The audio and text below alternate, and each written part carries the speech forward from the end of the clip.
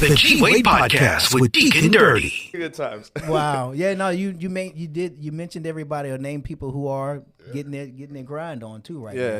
Yeah. I guess what do you think for them, since you said, who are doing their thing right now, what do you think for them that it took for them to become who they are? Was it they were in the right networking, the connects, that sort of thing? Just their time. Time. Yeah. Well, with any of this stuff, bro, like timing is part of it, networking is. I think it's all of that, really. But really, bro, you just if you talented and you just keep on working, it's gonna happen eventually, man. Yeah. Like, you know what I'm saying? All those people I listed are talented, and they always have been. You know what I'm saying? So facts. And then for example, Tyler, he was about 7 years in at that point. Gotcha. And I'm 6 years in now, so you know what I'm saying? So if you just put your head down and just keep on working grinding it out, you're doing what you're supposed to do, you show up, you perform when you're supposed to perform, and then when you get to the stage, you do what you're supposed to do. It's gonna happen eventually.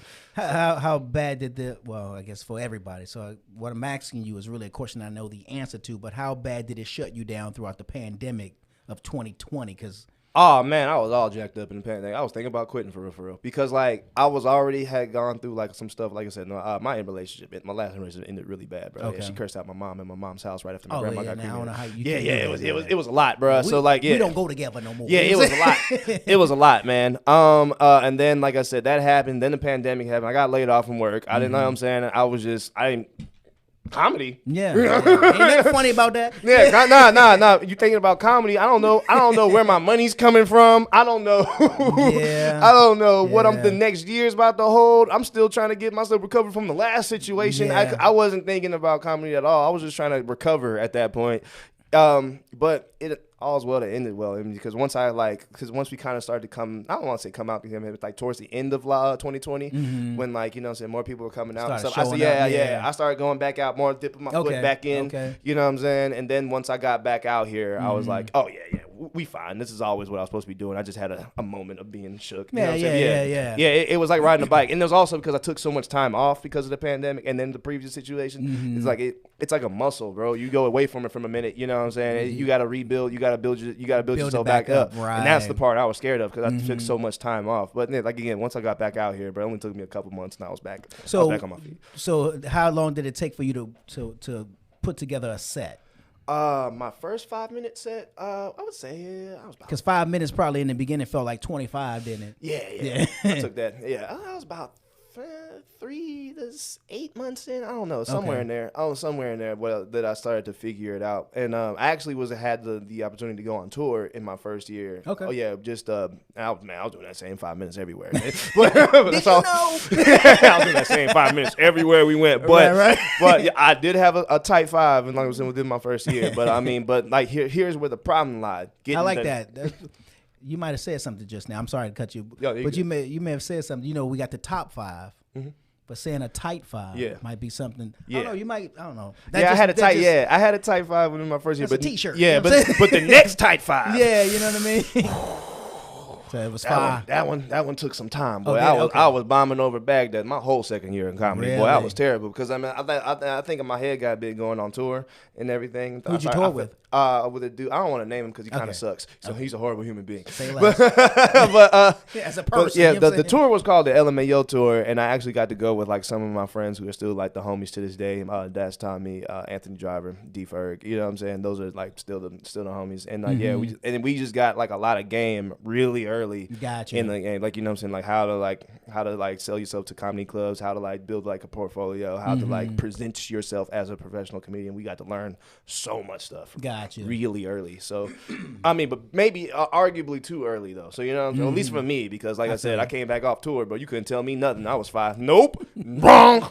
Now, how's your online presence?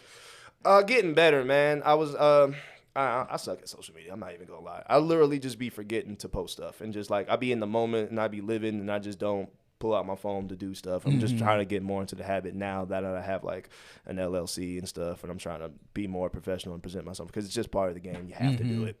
Right. You have to. Right. You know what I'm saying? So getting better, but in those years prior, I was antisocial on social media. Speaking of the online presence, how do you feel about? Because I don't know what class would you fall in? Do you fall in this class or not? And I guess not because of what you just said. Excuse me. Of the what do they call them? Social comedians, TikTokers and stuff like that. Yeah, all that kind of stuff. Who are really kind of popping now. TikTok's a great resource for stand-up comedians, bro, because TikTok pushes your content for you, so you can get followers like that. Really? Yeah. So I mean, I played with TikTok a little bit. I just you got to dedicate time to it. You know what I'm saying? And I got a lot going on, so it's just I can only dedicate so much time. But like, like TikTok is super useful, and I would encourage any comedian to at least play with it, try it. You know what I'm saying? Because like I had like one video I was just making fun of Drake just on some willy-nilly stuff, and then it ended up with 50,000 views. Just really? And then I it's so crazy, bro. And then like it's so crazy, and then I got like 200 followers from that little stupid video. Right. Yeah, that you know what I'm saying. It's really just like by you saying it, I could see something there. Yeah, I don't remember what it was either. It's just like but like it's like a weird algorithm. You just got to keep on doing it. But that's how people end up. And then you take your followers from TikTok, and then you be like, hey, by the way, go to my Instagram. By the way, go to my YouTube. You know what I'm saying? It's a resource. Because somehow or another, when I go to IG now, I see a lot of TikTok videos that's posted on there. Yeah. Do they own? No, because Instagram does Reels. It's like their same thing as equivalent. TikTok's its own thing. Yeah, okay, it's like But I mean, all of that stuff, man. It's just like what you were saying about the social media. It's like it's part of the game now. You just have to. I mean, I'm not gonna hate on nobody who. Did you cringe at it being part of the game? No, not really. I mean, I started like 6 years ago, so I was always around technology. It'd be quadruple OGs. They'd be feeling some type of way about it. But even still, you can't, man. Times change, things evolve, technology changes, right? It just is what it is. True. That's true. Yeah. That's true.